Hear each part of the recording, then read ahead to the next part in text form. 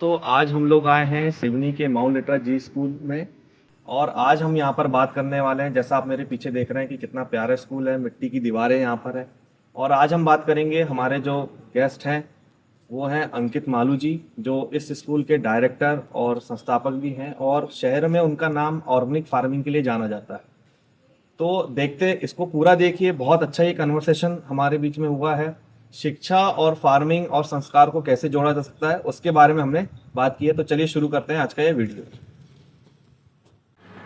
नमस्कार। तो आज हम आए हैं हमारे सिवनी शहर के एक बहुत प्यारे स्कूल, और ये स्कूल मेरे दिल से इसलिए भी जुड़ा है क्योंकि इस स्कूल को मैंने बहुत शुरुआत से देखा है। इस स्कूल की खासियत मैं यहाँ पर सुनूंगा हमारे प्यारे अंकित भाई के द्वारा। ये इस स्कूल के डायरेक्टर, ओनर सब हैं। और जो ऑर्गेनिक फार्मिंग है उसके बारे में भी हम आज अंकित भाई से पूरी बात करेंगे। बहुत शानदार ये वीडियो होने वाला है और आप इसको पूरा देखिए। तो हम शुरू करते हैं। अंकित भाई, बहुत बहुत नमस्कार और जय श्री राम। वंदे मातरम, वंदे गौ मातरम, वंदे कच्छ। विदेश जी को, हमारे छोटे भाई को बहुत बहुत धन्यवाद कि आपने हमें समय दिया। मेरा पहला सवाल आपसे ये रहेगा कि इन सब की शुरुआत कहाँ से हुई? स्कूल और एक ऑर्गेनिक फार्मिंग में आपके बहुत ज़्यादा सब्सक्राइबर भी हैं, वीडियो भी हैं जी। तो इन सब की शुरुआत कब आपको ये लगा कि ये सब चीज़ें शुरू करना चाहिए? देखिए, हमारे जो दादाजी और खासकर जो मेरे पिताजी हैं बहुत बड़े प्रसिद्ध, मतलब आज भी हमारे घर में उनको बड़े बड़े अवार्ड्स लगे हुए हैं। लेकिन लगभग आज से 10 साल पहले उनको कैंसर हुआ। तो मेरे को, जब मैंने डॉक्टरों से बात की, जब चीज़ें समझा, तो मुझे पता चला कि हमको 100 साल जीने के लिए, लेकिन आजकल हम जो खा रहे हैं तो पूरा रासायनिक से स्लो पॉइजन है। तो कहते हैं जैसा अन्न वैसा मन, वैसा फल, जैसे पानी वैसी वाणी, जैसी दृष्टि वैसी सृष्टि।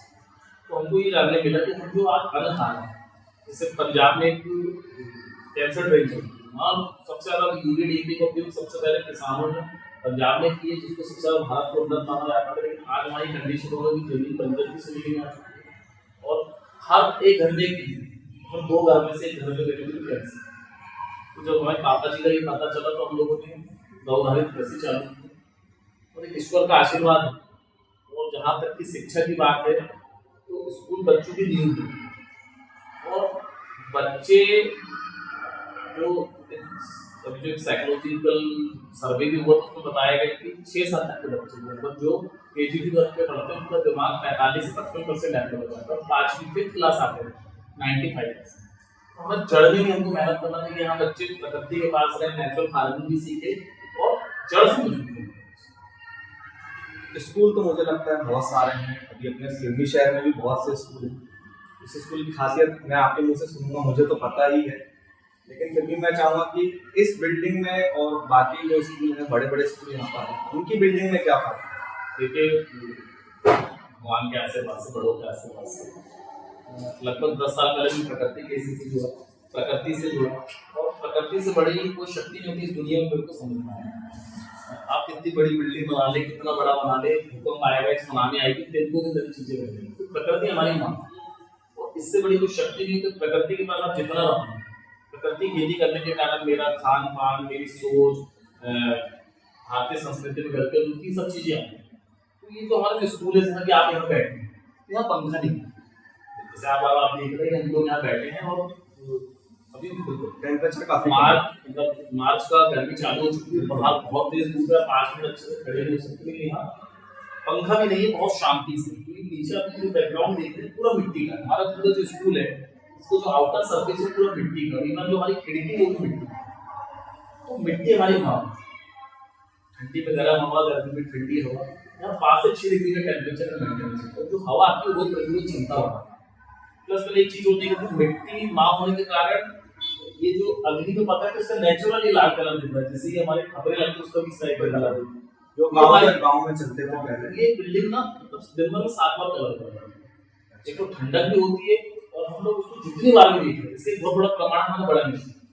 100 साल तक वो स्कूल ने, मतलब हमारे दादाजी लोगों से लेकर हमारे पिताजी से लेकर हम लोग भी वहाँ पढ़े।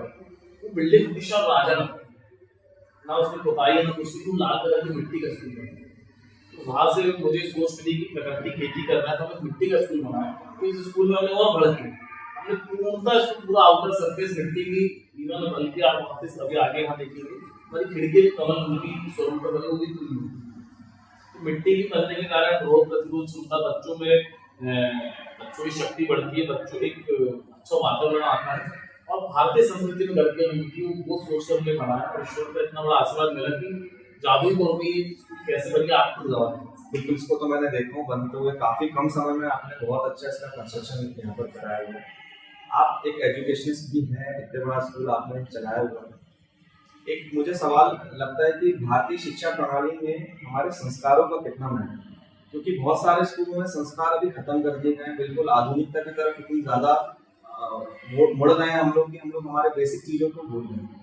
आपके नजरिए में कितना इम्पोर्टेंट है और आप इस स्कूल में उसको कितना इम्प्लीमेंटेशन किया? दुनिया के महान दार्शनिक आचार्य जी ने भी बोला कि पूरा विश्व अगर सही है तो इसकी आत्मा भारत है। तो दुनिया में चेतना का जो विकास हुआ भारत से, हम लोगों को गर्व होना चाहिए भारतीय संस्कृति में पैदा हुआ। आज आप गूगल में भी सर्च करेंगे तो दुनिया का जो सबसे पुराना शास्त्र देखते हैं तो ऋग्वेद में प्रमुखता से क्या बताया गया है, पूरा वैज्ञानिक तत्व कि अग्नि की शक्ति, यज्ञ की शक्ति, रंच की सब पंच महाभूतों की शक्ति, पंच तत्व की शक्ति, और पंच महाभूतों की शक्ति से आज पूरी दुनिया को प्रणाम करती है। तो हमको ये समझना पड़ेगा कि धर्म हीन व्यक्ति पशु समाज। आज हम पशु नहीं और हमको इंसान हो गया तो हम मनुष्य हैं, तो उसके कारण धर्म बहुत बड़ी चीज है। और धर्म की जीवन संस्कार आपने हमने क्या सीखे कि माता पिता के छोटे को स्वर्ग होता है, गाय हमारी माता है। जब हम गौ कृषि करेंगे तो हमारी सही में माँ, उनके गोबर गौमूत्र से हमारी धरती माता जिसके घर में बीज जाता है जीवन उत्पन्न होता है, गोबर गौमूत्र से एक सब आयु जीवन जीने के लिए बहुत शानदार जैव रहित अनाज, गेहूं, धान, चावल, सब्जियां, हर तरीके की चीजें पैदा होती है जिसमें जीव हत्या भी होती है। आज पूरी दुनिया भी कहती है क्या वेजिटेरियन अभी जीव हत्या मत कीजिए, तो एक हमको वो शक्ति मिलती है। इसके अलावा जब हम प्रकृति के पास रहते हैं, भारतीय संस्कृति की बात करते हैं, तो सरस्वती माँ आज आपको यकीन नहीं, बहुत सारे मैंने बच्चे देखा जो बुक्स गिरती है तो वो प्रणाम नहीं करते कि विद्या होती है उसको प्रणाम करना है। सरस्वती माता को उनको नहीं पता। हमारे यहाँ हर चीज के पीछे विज्ञान है। सरस्वती माता को ज्ञान की देवी बोला गया है, जिसके कारण हम जो बोल रहे हैं ज्ञान को अर्जित कर रहे हैं सरस्वती माता है। और विद्या जिस बुक से हम पढ़ के विद्या प्रदान है उसको अगर हम रिस्पेक्ट देंगे, मैंने आपको जैसे बोला था कि जैसा बोलेंगे वैसा पाएंगे, जैसा वाइब्रेशन बुक्स को देंगे जैसे उसको रिस्पेक्ट देंगे वैसे रिस्पेक्ट हमारे अंदर आएगा। तो हमारे यहाँ रोज मेडिटेशन होता है, गायत्री मंत्र से शुरुआत होती है, मंगलवार शनिवार को हनुमान चालीसा होता है, आखिरी में शांति मंत्र होता है, इंग्लिश की प्रेयर भी होती है। मतलब एक ऐसा हम लोगों ने, क्योंकि जो हमारा स्कूल जो आप टीचिंग बैकग्राउंड में देखते हैं माउंट लिटरेचर बातें आपसे कितनी भी बड़ी बड़ी करती है तो कर्कुलम तो हमने फ्रेंचाइजी ली है जो हमारे बड़े विजन के साथ सुभाष चंद्र जी जो हमारे पूर्व राज्यसभा सांसद भी रहे हुए हैं, और जीडीपी, जीन्यूज, जीका, जीमा, एक्टिंग क्लासेस की बहुत बड़ी इंडस्ट्री है। तो इनमें ना इनने के संस्कार में बढ़ा ये मैंने आपका देखा है कि आपके यहाँ शायद बच्चों के जो जन्मदिन है वो गौ माता को घास खिलाकर बनाए। ये तो क्या बहुत अच्छी बात है। मुझे लगता है इससे बच्चों को बाद में फायदा भी मिले। अब मैं आपका, मुझे लगता है बेसिक जो सबसे ज्यादा इंटरेस्ट है वो ऑर्गेनिक फार्मिंग में है। ये तो मेरे को आपने बता दिया कि ऑर्गेनिक फार्मिंग आप करते हैं। इसके थोड़े से मुझे ये जानना है कि बेनिफिट किसानों को कैसे मिल सकते हैं, कि क्या क्या बेनिफिट हो जाते हैं ऑर्गेनिक फार्मिंग में। और एक क्वेश्चन मेरा ये था कि लोगों का ये मत है कि ऑर्गेनिक फार्मिंग में पैदावार कम होती है, उसको बढ़ाने के लिए क्या किया जा सकता है, ये मुझे देखिए। सबसे पहले चीज तो ये है कि मार्केटिंग का दुनिया है। पानी मतलब आज के दिन में मार्केटिंग कितनी बड़ी शक्ति है कि पानी मतलब इसलिए बिल्कुल ठंडा मतलब पेप्सी कोको कोला, और खेती मतलब यूरिया हमारे दिमाग में भर दिया। बिल्कुल ये हरित क्रांति में यूरिया है तो मैक्सिमम 40 मतलब 50 साल 40 से 45 साल हर घर पहुंचने में इसको 30 से 32 साल से आगे नहीं। सबसे मेन चीज हमें ये समझना पड़ेगा। जैसे आपसे मैं एक सवाल पूछूं, आज आप कितनी होगी? लगभग 3 से 4। लेकिन जब आपके पिताजी आपकी उम्र में होंगे तो कितनी? तो 8-10 होगी। तो आपसे दादाजी की उम्र में होंगे और ज्यादा खाते हैं क्योंकि तो समझ लीजिए कि अगर आप मान लीजिए 40 साल पहले हमारी जनसंख्या 40 लोग, हमारे पूर्वज लोग 120 40 करोड़ जितने खाना खाते, हम आजकल उतना खाना नहीं खाते। और मेहनती बहुत होते थे, संसाधन बहुत कम थे, रास्ता नहीं था, रोडें नहीं थी, नहरें नहीं थी, बोर नहीं होते थे उस जमाने में। लेकिन फिर भी हमारे यहाँ बहुत कृषि प्रधान देश, हमारी पूरी अर्थव्यवस्था ही कृषि की थी और हम लोग गौ धारित कृषि करते थे। और बैलों से खेती करते थे। उसपे बड़ा अच्छा नारा था, खुद का बीज खुद की खाद ऊर्जा खुद की उत्तम फसल। आज से 40 साल पहले कोई बीज की दुकानें नहीं, हमारे किसान ही अपने आप में वैज्ञानिक के चयनित प्रणाली से अच्छे बीज लाते थे तो अच्छे उगते थे। जैसे 1 एकड़ में, आधे एकड़ में बहुत अच्छी, अब 5,000 स्क्वायर फीट में बहुत अच्छी जगह होगा, उस बीज को अलग अलग लेते थे, बीज के लिए लाख में लगा। तो वैज्ञानिक थे और बैलों से खेती करते थे। जो हमारे देसी बीज होते थे वो जैसे गेहूं होता था हमारे यहाँ पुराने जमाने में, सूरजमुखी, ज्वाला, कद्दी, बंसी, इस तरीके के देसी शक्तिशाली बीज होते थे। अंग्रेजों ने या कम्युनिस्ट के दिमाग में लाया कि भारत के पास खाने को रोटी नहीं थी, तो जो शुगर खाते थे वहां से लाल वाले गेहूं आए और हाइब्रिड गेहूं मिला और गेहूं भारत का नहीं है। सब चीजें हमारे हजारों साल पहले बीज रहते थे। उस बीज का फायदा है कि आज के कल्चर में जो गेहूं का बीज ला रहे हैं वो किसान खुद लगाता है, खुद भी खाता, मार्केट से सरवती लाता है। लेकिन हमारे यहाँ जो बीज होते थे उसमें प्रोटीन बहुत अच्छी मात्रा में होता था, सिर्फ 2 पानी में उग जाता था, उसमें पैदावार 13 से 14 थी, उस समय पानी नहीं होता था, सिर्फ 2 पानी में 8-8 9 पानी किसान दे रहे थे। और आपको जान के यकीन होगा कि मैंने इसको लगातार किया तो आज लगभग 5 एकड़ से शुरुआती था कि 55 एकड़ में पूर्णतः प्रकृति खेती कर रहे हैं। लेकिन इसका केस यही है कि आपके पास गौ माता है, आपके पास अगर गौ माता है तो आप खेती कर सकते हैं। बिना गौ माता, एक गौ माता भी है तो 10 एकड़ से किसान 1 एकड़ में लगाए, ये दिमाग में भर दिया कि पैदावार कम होती है। जब आपके पास खुद का बीज होगा तो आपको बीज नहीं लाना है। अब ठीक है, बैल तो बहुत मुश्किल होगा, ट्रैक्टर ही आ चुके हैं, तो बैल पहले किसान मेहनती होता था, छोटा किसान 5 एकड़ में बैल से खेती करता था, उसकी लागत ना के बराबर थी और पैदावार मिलती थी और आत्महत्या नहीं करता था। अब मुझे लगता है कि खर्चे ज्यादा हो गए, खर्चे तो इतने ज्यादा हो गए साहब, और अब किसान ऑटोमेटिक किसान बन गए, तो हर चीज मार्केट से। ऑर्गेनिक फार्मिंग अगर जैसे छोटा किसान शुरू करना चाहे तो क्या कॉस्ट में फर्क पड़ता है? 100%। देखिए मेन ये होता है कि सही आदमी से मिले देसी बीज का उपयोग करें, क्योंकि अपने घर में खाने के लिए गेहूं चावल दाल तो अच्छी होती है। जैसे भी 1 एकड़ में लगाएगा तो एक गौ माता रखेगा और सिर्फ मात्र 10 किलो गोबर और गौमूत्र से खेती अच्छी कर सकता है। पहली बार में कुंतल पैदावार के लिए उसको 400 किलो गोबर चाहिए जो हमारी गौ माता 1 डेढ़ महीने में दे देती है। उससे शुरुआत करें, हम उसको पूरा तरीका बताएंगे कि कैसे ठंडी खाद छाव में बनाए। हमेशा मैं डायलॉग देती हूँ कि गोबर है सोना, इसको धूप को देखिए, छाव में खाद बनाए ठंडी, उसको डाले यूरिया की जगह, देसी बीज लगाए, बहुत शानदार उत्पादन मिलेगा, बहुत अच्छी पैदावार मिलेगी और इवन जब विश्वास बन जाएगा कि यार 1-2 साल में क्या अच्छा होने लगा, जैसे हमने इतने बड़े स्तर में करने लगे हैं 10 और धीरे धीरे बहुत बड़े स्तर की शुरुआत हो रही है। हमारे आदरणीय प्रधानमंत्री जी भी इसको बहुत अच्छे से हर मंच में आजकल बोल रहे हैं। हमारे मुख्यमंत्री जो मध्य प्रदेश के, वो भी प्रकृति खेती को काफी आगे ला रहे हैं। तो एक जर्नी है, धीरे धीरे बस किसान शुरू हो, किसान के मन में भी है और आज लोगों के मन में वो क्यों आना है। 1 एकड़ का शुरुआत, आधे एकड़ में शुरुआत करिए। आप यूट्यूब वीडियोस देखिए, यहाँ के हमारे खेत देखिए, तो शुरुआत करके देखिए। और आपको बता रहा हूँ अमृत के समान अमृत। एक हम जोड़ के चलते हैं, मेरे ख्याल से आप लेक्चर भी देते हैं पीजी कॉलेज में फार्मिंग से रिलेटेड या एग्रीकल्चर से रिलेटेड, क्या स्कूली शिक्षा में, क्योंकि मैं ये देखता आ रहा हूँ कि कहीं ना कहीं किसान कम हो रहे हैं, लोग आधुनिकता की तरफ जा रहे हैं, शहर की तरफ ज्यादा बढ़ रहे हैं। हर व्यक्ति अगर शहर की तरफ जाएगा तो खत्म हो जाएगा किसान। और क्योंकि हम कृषि प्रधान देश में हैं तो ये बहुत जरूरी है कि हम कृषि से जुड़े हैं। क्या स्कूली शिक्षा में इसको इम्प्रूव करना चाहिए या सिलेबस में? जैसा अभी मैं देखता आ रहा हूँ तो जैसे आप तो अभी गाय माता की बात कर रहे हैं, आपने मेरे ख्याल से पेड़ पौधे भी लगवाए हैं बच्चों से, जो उनकी सेवा वो खुद भी कर रहे हैं, ये बहुत अच्छा। तो क्या ये करिकुलम में हमारे ऐड होना चाहिए? आपका इसमें क्या मतलब है? आपको शुरुआत में बताया था कि 5वीं क्लास तक बच्चों में, 5th क्लास तक के बच्चों का दिमाग बहुत डेवलप है, ये होना ही चाहिए। हम तो सीधा क्या सिस्टम किए, हमने बताया कि धरती हमारी माता। आज आप मार्केट में 100 बच्चों से पूछिए कि सब्जी कहाँ मिलती है, वो बोलेंगे मार्केट में। 100 में से 90 बच्चों को ये नहीं पता कि सब्जी मार्केट में नहीं, धरती माता में खेतों में उगती है। ये बड़ी कड़वी सच्चाई है, आपको थिंकिंग का भी फर्क होता है। दूसरा आप ये देखेंगे, हम बताते हैं कि धरती माता के घर में जब बीज जाता है, जब जीवन मतलब जो गौ माता है उसमें हमारी भारतीय संस्कृति के साथ, क्योंकि वो देश वो आगे नहीं बढ़ सकता जिसको अपनी भारतीय संस्कृति करके हुई। हम शुरू से बताते हैं कि हमारी भारतीय संस्कृति सर्वश्रेष्ठ है, हम जिस देश में पैदा हुआ हमारी किस्मत है। देवता भी कहते हैं कि मुझे जन्म मिले तो धरती मनुष्य को इसमें भारत देश में पैदा, हमें तो सबसे पहले प्राउड टू बी इंडियन होना चाहिए। उसके बाद हम उनको बताते हैं हमारी जो गौ माता है वो भारतीय संस्कृति में 33 कोटि देवी देवता, 8 वासु, 11 रुद्र, 12 आदि दोषों से 33 प्रकार के देवी देवता पाए जाते हैं।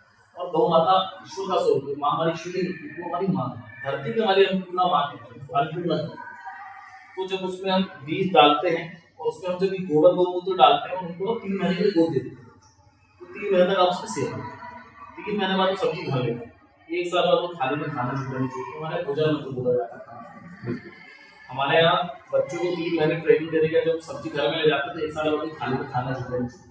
उनको बेसिक चीजें बताई जाती है कि कैसे गोबर गौमूत्र से खेती होती है, कैसे आप देसी बीज का उपयोग कर सकते हो। कितनी धरती माता 3 महीने अपने आप को सेवा करके और कितनी मेहनत से वो चीज जीवन में देती है। तो ये बच्चों को आना चाहिए और हम लोगों ने तो एक लक्ष्य की है कि हर स्कूल में इसको अनिवार्य करना चाहिए। हमारे स्कूल में हमने सबसे पहले श्री गणेश किए हैं। इस साल शुरुआत हमने की, अगले साल हमारे यहाँ जब यही सेशन में आप आएंगे तो हर एक बच्चा जो यहाँ पढ़ रहा होगा उसको 50% मूलभूत कृषि की नॉलेज भी हो जाएगा, प्रकृति खेती का नॉलेज हो जाएगा। और हमारे यहाँ 90% बच्चे थाली में खाना झूठा नहीं छोड़ते, उसकी थाली का बहुत ज्यादा उस चीज की वैल्यू हो जाएगी, बहुत उसके बाद में फिर ये काम करना सब आपने भी पढ़ाई की है, मुझे लगता है काफी साल हो गए होंगे जब आपने पढ़ाई की। और अभी वर्तमान समय में आप एक स्कूल LLB कर रहे हो, आप अभी भी पढ़ ही रहे हैं, ये तो खैर अच्छी बात है। पर मैं एक स्कूली शिक्षा की बात करूँ तो क्या बहुत बड़ा डिफरेंस लगता है कि शायद वो समय वो चीजें अच्छी थी और अभी वो चीज इम्प्लीमेंट नहीं कर रहे हैं बहुत से स्कूल। अभी देखिए उस समय भी बहुत अच्छा है, इस समय भी बहुत अच्छा है। बस इस समय क्या है कि माता पिता और ज्यादा गाँव तक की माता पिता बहुत ज्यादा है। और दूसरा क्या है, टेक्नोलॉजी आ गई। आजकल जो बच्चे हैं वो वाईफाई ले रहे हैं। हम 2 काम कर सकते हैं, कुछ टेक्नोलॉजी को उनको शक्ति बना के उनका उपयोग करें कि उनको प्रकृति खेती, AI लैब, रोबोटिक लैब, अलग अलग टेक्नोलॉजी से उसमें मेहनत करवाना, या हम सिर्फ उनको मोबाइल खेलने दें और जो नॉर्मल पढ़ाई हो कराएं। मेरी कोशिश बस ये रहती है कि बच्चों को टेक्नोलॉजी में हम किस शक्ति लगवाएं। और अगर उस देखिए मोबाइल एक शराब भी हो हमारी कोशिश है बताने की भाई तुमने 2 घंटे स्क्रीन टाइम बता लिया तो घर वालों को आपको 2 घंटे बता लिया, आपने अच्छी चीज से बता अब अच्छी। आज के दिन में अगर आप किसी बच्चे को बोलोगे मोबाइल चाहिए मत, तो पॉसिबल ही नहीं है। क्योंकि जो वायुमंडल जो हमारा आसपास है एटमॉस्फेयर हर बच्चा यूज करता है, वो आपसे छुड़ने लगेगा। लेकिन हाँ, हमको शक्ति का उपयोग करना सही है। तो ये संस्कार भी सिखाते हैं कि हमें कैसे मर्यादा रखनी है। आपके मैंने अभी देखा कि AI के लैब या रोबोटिक लैब भी है, उसके बारे में थोड़ा सा मुझे बताइए कि कैसे। देखिए उसमें बहुत बड़ी चीज ये है, जैसे भी हमारे यशस्वी आदरणीय प्रधानमंत्री जी ने पूरी दुनिया का सीनेट बुलवाती है, आज तक AI का पूरा हुआ। और देखिए आने वाला समय इसी का ही है। 20 से 25 लाख नौकरी इनडायरेक्टली डायरेक्टली इसमें आने वाली है, छोटे से बड़े। मतलब एक डॉक्टर को अगर ऑपरेशन भी करना है तो AI की भी मदद करेगा, पूरी मेडिकल लाइन में काम, पढ़ाई में आपका AI की भी मदद करेगा, आपको कोई स्किल डेवलप करना है उसमें करेगा, टेक्नोलॉजी में, मैन्युफैक्चरिंग में, हर चीज में AI है। तो उसको पॉजिटिव वे से लेके भाई नौकरी छुड़ाएगा नहीं, तो नौकरी नई चीजें भी करना है। आपका बच्चा इसरो में जा सकता है, आपका बच्चा मतलब बड़ी से बड़ी एयरोडायनेमिक में जा सकता है। हमारे यहाँ खुद के खुद के जेट एरोप्लेन बनाएंगे, खुद के हेलीकॉप्टर सब बनाना चालू कर रहा है, तो हर चीज हम बाहर से बुलवाते हैं। और आज पूरी दुनिया में भविष्य इसी है। आपका भारत में बैठा हुआ सिडनी का बच्चा पूरी दुनिया में डोमिनेशन कर सकता है, लेकिन हमको उसको पहली कक्षा से 5वीं तक में आता है। जैसे हमारे यहाँ 10 बच्चे, उसमें 3 बच्चे जरूर उनका दिमाग उसी में चलता होगा। हमारा कहना ये कि हर बच्चे यूनिक है, हर बच्चे को कुछ ना कुछ भगवान ने वरदान दिया। जैसे हर शब्द जब कोई श्लोक में जाता है, मंत्र में जाता है, तो मंत्र में हर वनस्पति कोई भी वनस्पति किसी भी चीज को उपयोग होती है, किसी न किसी की दवाई बन जाती है। ऐसे ही हर व्यक्ति ने कुछ ना कुछ रिश्ता नहीं दिया। 10 में से 3 या 4 बच्चे ऐसे होंगे जो 100 में से 195 नहीं ला सकते, आपकी तरह भी करना बोले तो सच्चाई। लेकिन वो टेक्नोलॉजी में स्किल मैनेजमेंट इतना आगे जा सकते हैं कि 95% वाले से पूछते। लेकिन 5 की बराबर होती है, बराबर नहीं होती, 5 की बड़ी उपयोगिता है। पहले हमारे उसमें क्या पुराने जमाने में यही चलता था, जो बड़ा पढ़ाई करेगा, जो डॉक्टर बनेगा या जो इंजीनियर बनेगा, वही साइंटिस्ट बनेगा। अब अपने स्किल करेगा। तो जो पहले से 5वीं बच्चा सेंसर को समझेगा, कंपाउंड बॉडी को समझेगा, तो धीरे से वो एरोडायनेमिक्स की वही वास्तव में समझ के छोटे छोटे मॉडल्स बनाएगा। हमारे मतलब इतनी अच्छी प्लानिंग उस बच्चे की कि उसको हम बेसिक से चालू करके खुद के हवाई जहाज और हेलीकॉप्टर ड्रोन बना सकते। मैं इसमें बहुत बड़ा इन्वेस्टमेंट भी थोड़ा सा प्रैक्टिकल नॉलेज की तरफ ज्यादा जाना 100% थ्योरेटिकल की बजाय आप प्रैक्टिकल उसी के अकॉर्डिंग आपने लैब भी डेवलप की।